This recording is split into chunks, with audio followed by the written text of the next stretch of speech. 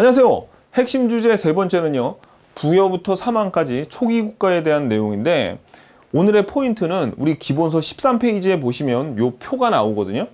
그래서 이 표를 여러분들이 정확하게 암기하시면 됩니다. 근데 암기를 어떻게 하면 되냐면 표를 딸딸 외우는 게 아니라 그냥 이런 거예요. 책화나 무천은 동해라는 나라에 해당되고 부경 동맹은 고구려에 해당되고 각 나라에 어떤 게 해당되는지 그것만 살펴보면 됩니다.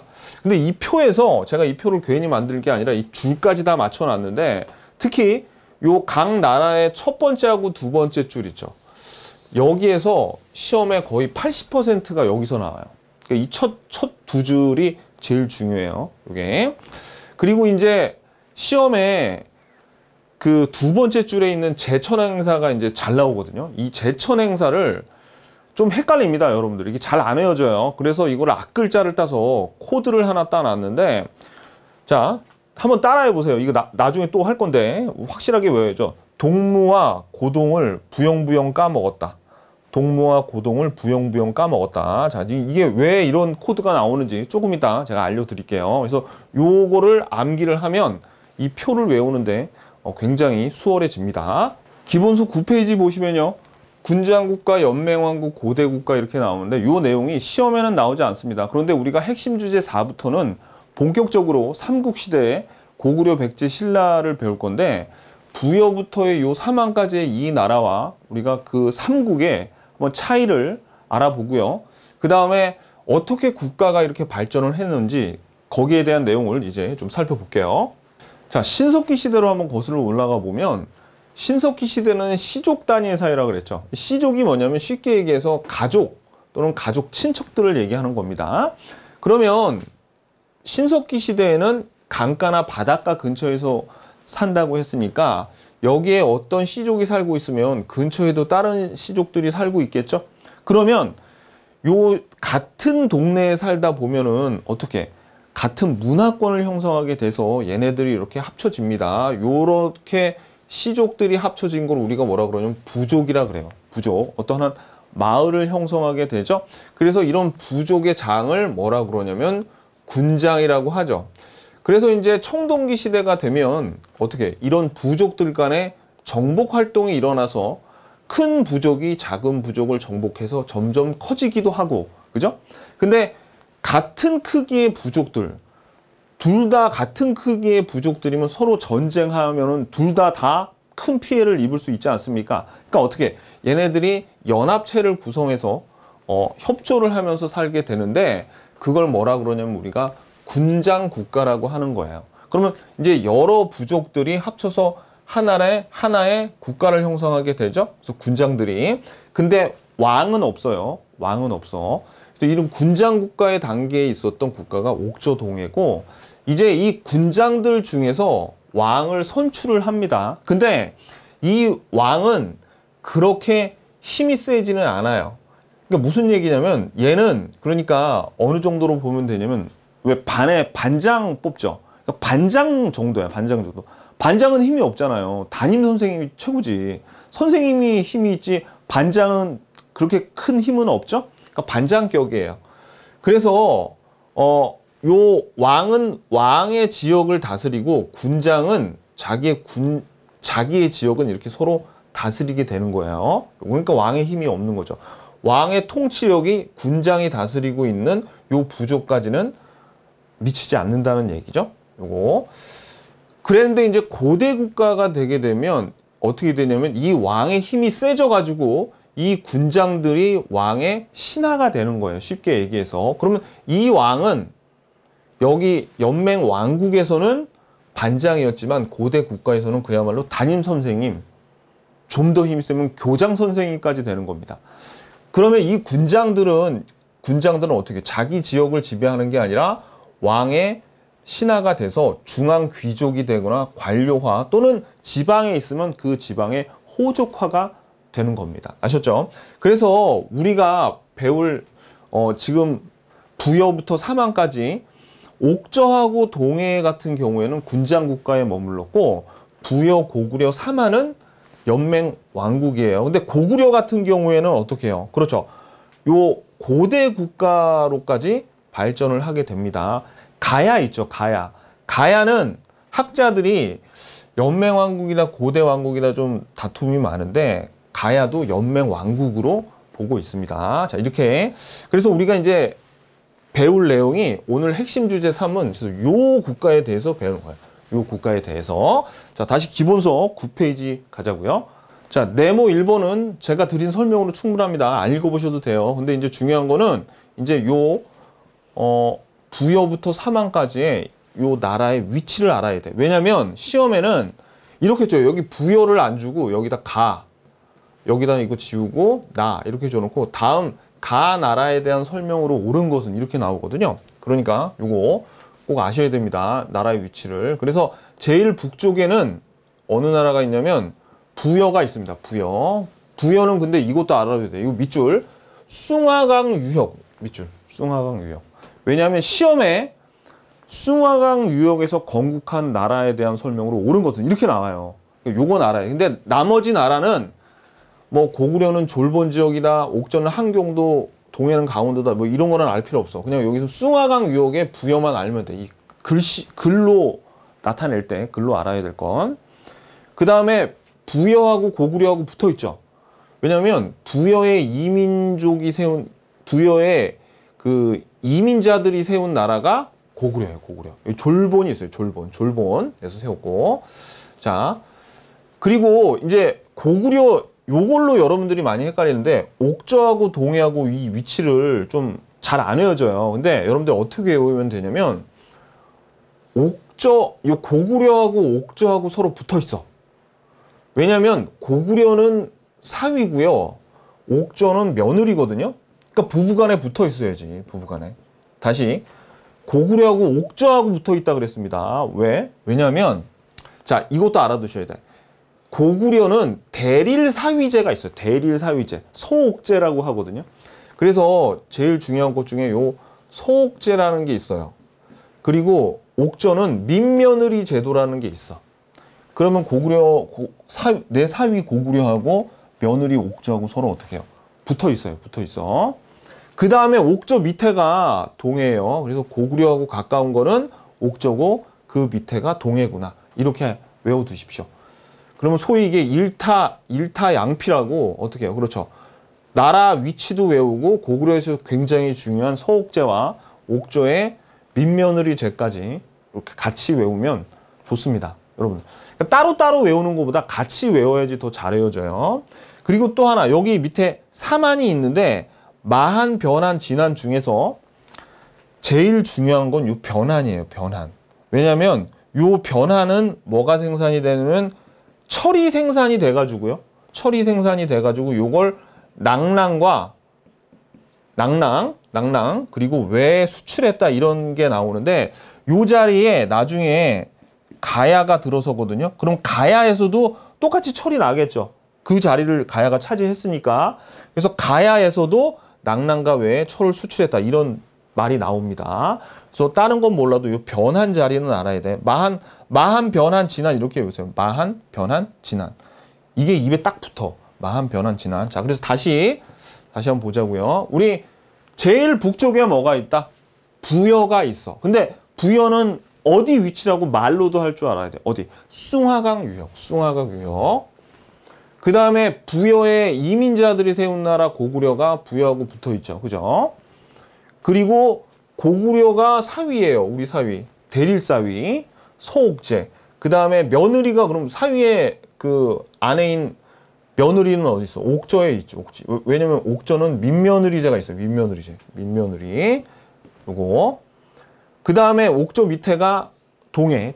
그 다음에 그 밑에가 사만인데 사만 중에서 마한, 변한, 진한으로 외우는데 가장 중요한 게 요 변한이라 그랬죠. 여기서 뭐가 생산돼? 철이 생산된다고요. 그거까지 딱 여러분들이 알고 계시면 지도 위치가 중요하다고 위치만 외우지 마시고 이런 것들을 같이 외우셔야지 위치가 확실하게 외워집니다. 오케이. 자, 기본서 10페이지 부여 보겠습니다. 자, 1번 개요에서 쌍괄호 1번, 2번 안 중요하니까 그냥 한번 읽어보세요. 자, 쌍괄호 3번 보면은 반농, 반목이라고 나왔죠. 이게 무슨 얘기냐면 농업만큼 목축도 중요하다 이런 뜻이에요. 왜냐면 부여가 평야지대에 자리를 잡았는데 평야지대니까 농사도 잘 됐죠. 근데 거기 초원과 숲이 있어가지고 목축과 사냥도 다 잘 됐어요. 그래서 농사만 한 게 아니라 목축과 수렵 생활도 굉장히 중요하게 여겼다는 겁니다. 그래가지고 자 사출도 보세요. 사출도의 이름이 왕별. 사출도가 뭐냐면 자 우리 대한민국은 8도가 있죠. 8개의 도가 있잖아요.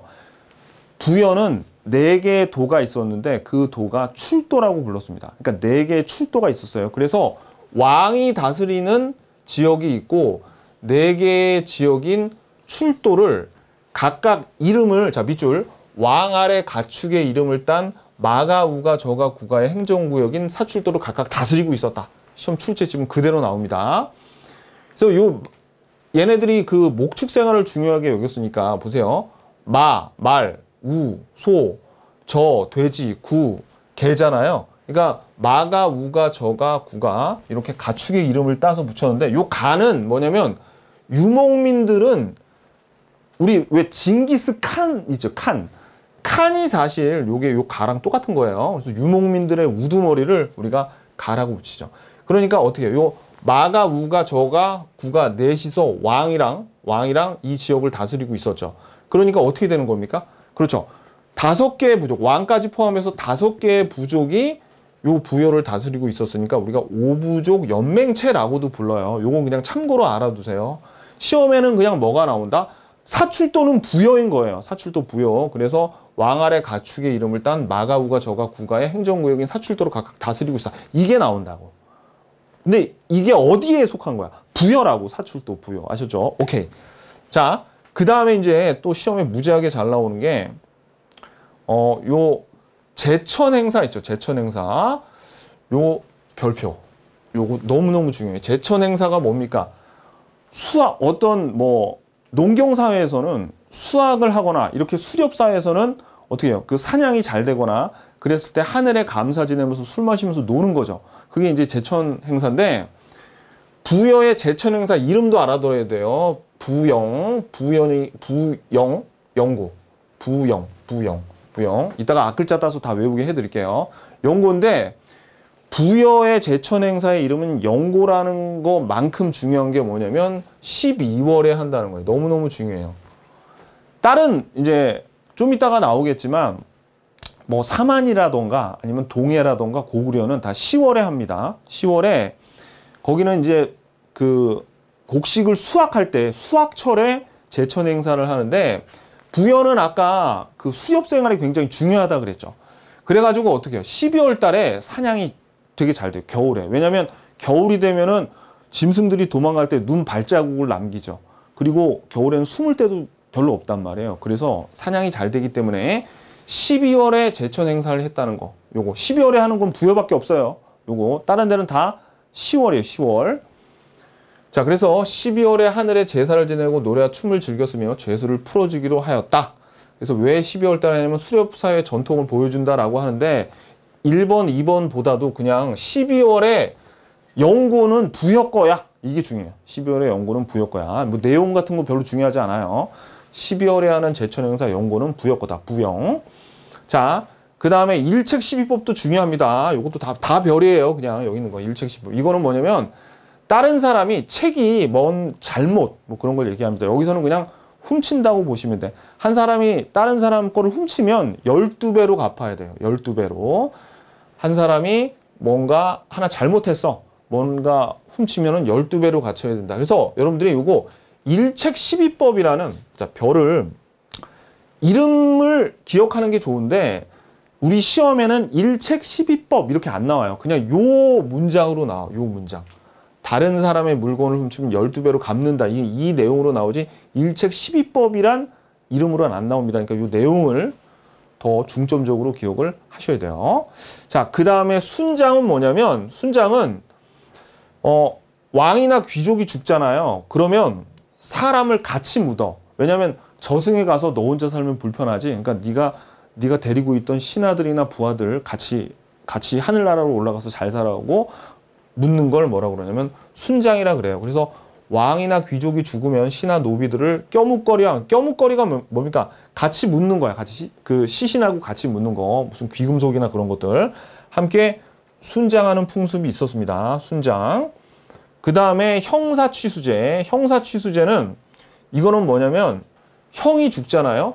형이 죽으면 그 동생이 그 형수를 취하는, 그러니까 형이 죽으면 그 남동생이 형수를 데리고 자기 아내로 삼아서 같이 살아요. 왜냐면 이 형수가 형이 죽죠. 형이 죽으면 형의 재산이나 형의 가족들을 다시 형수가 자기 친정으로 데리고 가면 이 죽은 남자의 가족인 시댁의 입장에서는 엄청난 그 재산의 손실이잖아요. 왜냐하면 이 시대에는 사람 한 명 한 명이 다 노동력이었어. 재산이었다고. 그래서 형이 죽었을 때 형수가 형의 재산이나 형의 자식들, 심지어 이 형수가 다시 친정 쪽으로 돌아가면 이 형 쪽에서는 어떻게 해요? 죽은 이 시댁에서는 그 재산 피해가 컸기 때문에, 그래서 냉정하게 어떻게 해요? 너 못 가. 동생하고 살아. 이렇게 한단 말이에요. 그걸 우리가 형사 취수제라고 합니다. 형이 죽으면 동생이 형수와 결혼하였다. 요런 표현으로 나와요. 그 다음에 이제 요 금화신화는 우리 시험에 한 번 등장을 했는데 요거 한번 보자고요. 부여왕인 헤브루가 개구리 모양의 아이인 금화를 발견해서 아들로 키웠어요.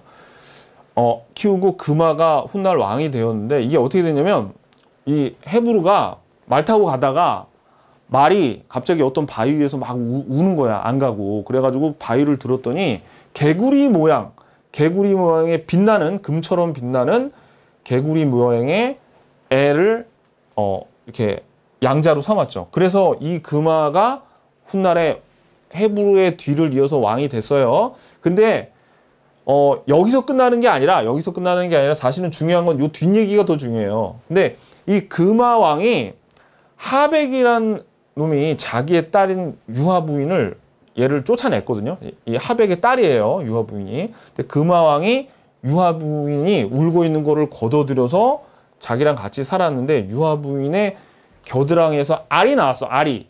그래서 이 알에서 나온 애가 누구를 얘기하는 거예요? 얘가 바로 동명성왕인 주몽.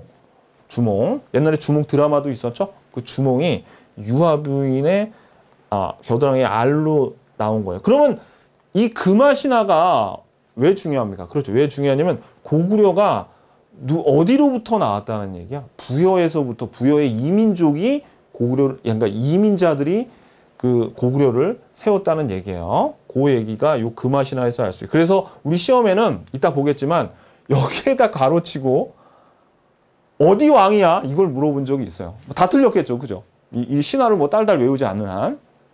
근데 이 신화를 알아둘 가치가 있습니다. 왜냐하면 고구려가 요 부여의 이민자들이 만든 국가구나라는 걸 요 신화를 통해서 알 수 있어요. 자, 그래서 부여 뭐 내용을 여러 가지 말씀을 드렸는데, 그냥 여러분들이 부여는 사출도, 그죠? 사출도 영고가 12월에 열리고 일책 12법, 순장, 형사취수제가 있었어까지만 딱 기억하면 돼.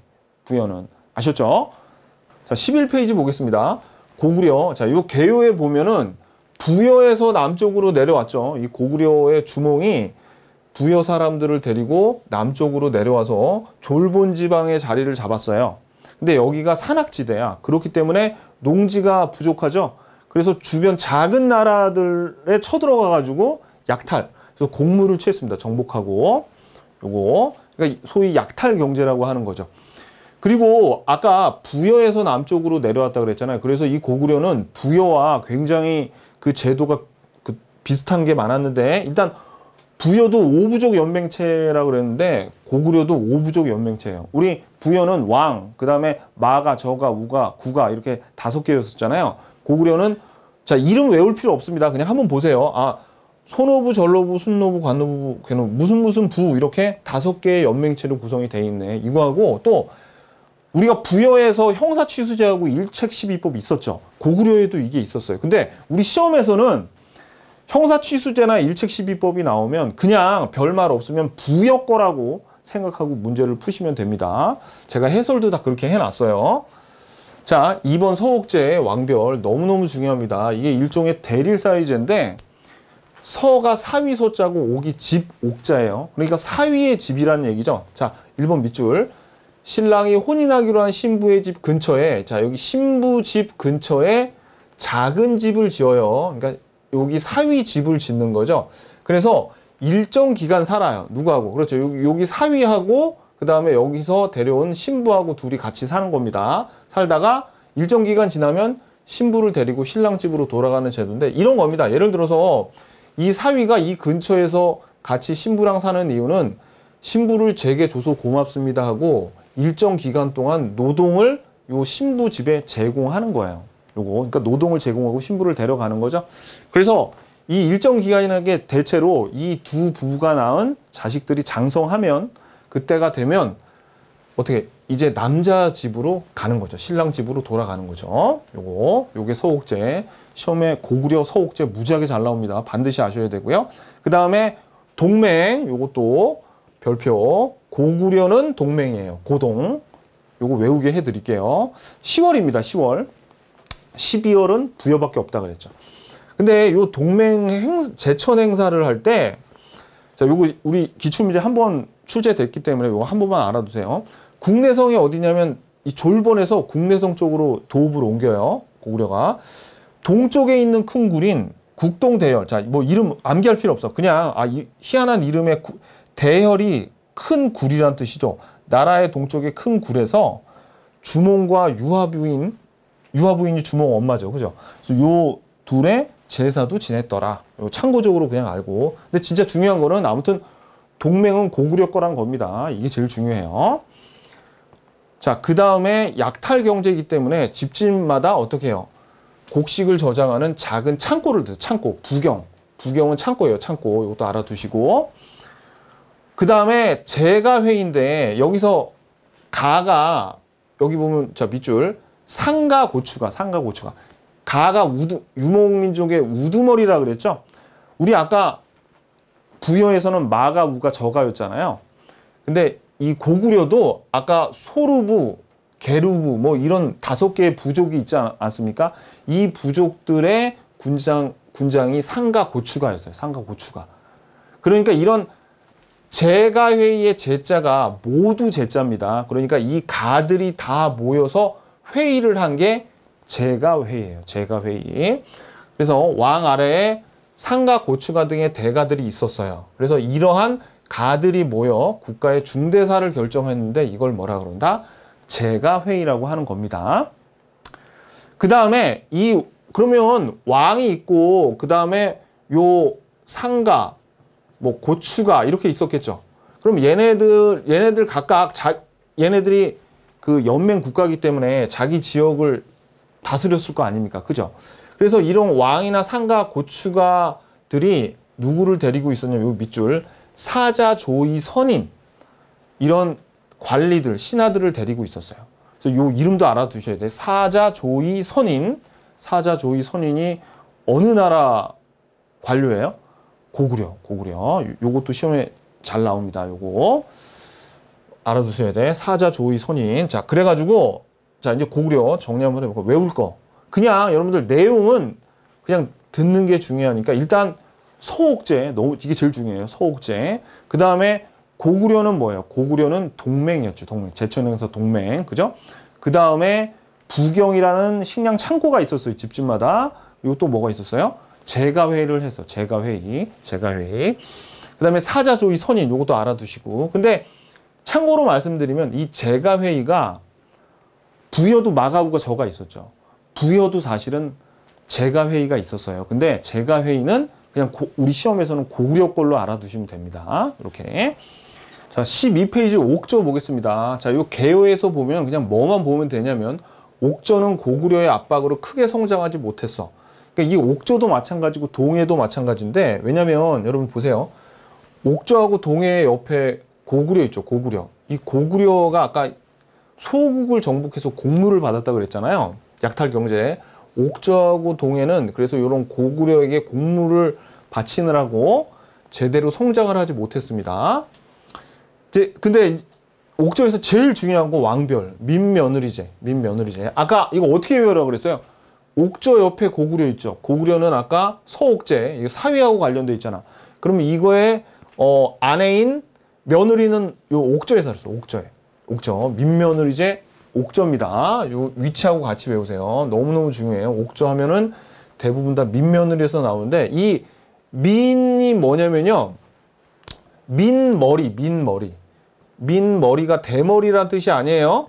민머리는 뭐냐면 민머리의 반대말이 쪽진머리야. 쪽진머리. 쪽진머리가 왜 여자들이 좀 그 성장하고 그러면 이렇게 머리를 모아서 비녀 같은 거 이렇게 뭐 꽂잖아요. 그거를 쪽진머리라고 하는데 쪽을 안 줬으면 민머리라는 건 되게 어리다는 얘기죠. 여자가 아직 어리다는 얘기예요. 그러니까 어린 여자애를 남자 집으로 데려와서 키운 다음에 그 다음에 성인이 되면 이제 지참금을 남자가 여자한테 지불하고 자기 신부로 데려오는 거예요. 자, 보세요. 자, 밑줄. 자, 아무튼 민며느리제 왕별. 결혼을 전제로 어린 여자를 뭐로 민머리라고요. 민머리 며느리한테 발음이 잘 안 되니까 줄여가지고 민며느리제라고 한 거예요. 자, 남자 집으로 키우다가 성인이 되면 남자가 지참금을 지불하고 혼인하는 제도. 여자아이를 남자 집으로 어릴 때부터 키워. 그다음에 성인이 되면 지참금 주고 데려오는 일종의 매매혼입니다. 요거 옥저. 자, 사위하고 관련된 서옥제는 누구라고요? 고구려. 오케이. 자, 그 다음에 또 잘 나오는 게 옥저의 요 가족 공동묘 골장제. 요것도 시험에 무지 잘 나와요. 요거는 가족이 죽으면 시체를 가매장한테 매장이 시신을 완전히 땅을 깊게 파가지고 이렇게 묻어버리는 게 매장 아닙니까? 근데 가매장은 깊게 묻지를 않아요. 깊게 묻지를 않고 땅에 약간만 묻는 거야. 어느 정도로 묻냐면 시신을 그냥 방치를 해두잖아요. 그러면 거기서 온갖 가스와 안 좋은 뭐 병균들이 나와서 사람한테 병을 옮겨요. 그렇기 때문에 어떻게 하냐면 일단 가매장 얇게 이렇게 묻어둔 다음에 일단 다 썩고 뼈만 남을 거 아닙니까? 다 썩으면 뼈만 남으면 그 뼈를 추려서 가족 공동 무덤인 목각에 가족들의 뼈를 다 모아놔. 그래서 가족 공동. 왜 가족 공동이야? 가족들의 뼈를 다 한꺼번에 모으니까. 그래서 가족 공동묘 제도 또는 골장제라고 합니다. 이런 제도가 어디에? 그렇죠. 그 옥저에 있었어요. 옥저. 그 다음에 옥저가 아까 그 군장국가 형태로 머물렀다 그랬죠. 그럼 그 부장들의 군장들을 뭐라고 그랬냐면 읍군삼로라고 불렀어요. 읍군삼로. 요거는 동해도 읍군삼로라고 불렀습니다. 요거 알아두셔야 돼요. 사자 조이 선인은 어디라고요? 사자 조이 선인은 고구려였죠. 요거 이제 슬슬 요 이름들이 나오기 시작하니까 요거 잘 외우고 계셔야 돼요. 요거 읍군삼로, 동해, 옥저. 오케이. 따라서 옥저는 딱 3개 보면 되겠네요. 뭐 보면 됩니까? 옥저, 민며느리제, 그 다음에 가족 공동묘 골장제, 그 다음에 읍군 삼로. 자, 그 다음에 동해. 자, 동해 보겠습니다. 동해는 옥저와 마찬가지로 고구려한테 괴롭힘을 당했습니다. 그래서 고대 국가로 성장하지 못하고 군장 국가에 머물렀어요. 뭐 그렇게 중요한 건 아니고, 근데 정말 중요한 건 바로 이 책화입니다. 왕별. 왜냐면 초기 국가에 기출 지문으로 제일 많이 나온 게 이 책화예요. 그래서 이 책화라는 단어를 직접 주는 경우도 있고, 우리 시험에서 책화라는 단어를 그냥 노골적으로 주면 수험생들이 이게 동해 거라는 거를 누구나 다 알기 때문에 어떻게 해주냐면 아예 이 문장으로 줍니다. 자, 문장 한번 읽어볼게요. 이 문장도 알아야 돼. 산천을 중요시하여 산과 강마다, 자, 밑줄, 각각 구분이 있었다. 그리고 계속 밑줄, 함부로 들어가지 않았어. 그래서 다른 음락을, 자, 밑줄, 침범하면 노비소 또는 말로 변상했대. 그러니까 이 책화라는 건 뭡니까? 경계가 있었다는 거야. 이 각각 구분이 경계를 의미하죠. 그래서 그 경계를 함부로 침범하지 않았는데 요걸 침범하면 뭔가로 변상을 했다는 게 여기 바로 책화입니다. 너무너무 중요해요. 동해는 나왔다 하면 책화. 그리고 동해의 제천 행사는 무천입니다. 10월 달이에요. 10월 달. 10월 달에 무천인데 우리가 이제 나올 거 다 나왔네요. 고구려의 동맹, 부여의 영고, 동해의 무천. 요 세 개만 정리가 되면 사만은 그냥 저절로 외워져요. 나중에 암기 코드를 따서 쉽게 외워드리도록 할게요. 이따 뒤에. 자, 그래서 요 무천도 별표. 이 무천도 요게 동해라는 걸 알아야 돼. 책화 무천. 오케이. 그 다음에 읍궁 옥저와 유사하게 읍군 삼노라는 군장이 자기 부족을 다스렸어요. 요거 알아두시고 요거는 가끔 등장하는데 특산물 별표. 요게 시험에 잘 나와요.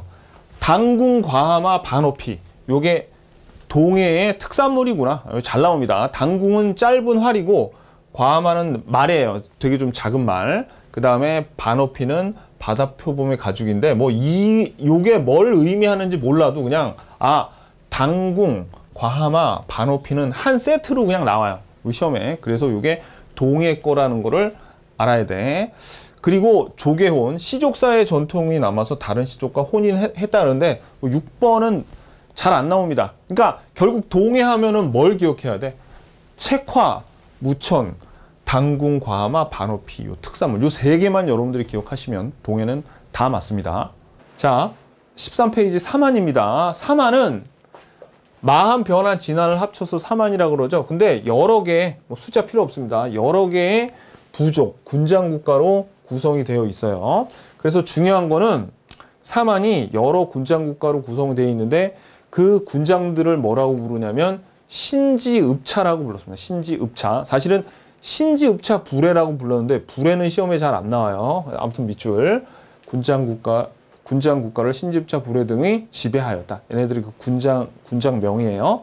자, 그 다음에 시험에 잘 나오는 게 또 사만은 재정분리사회였어. 재정분리 별표.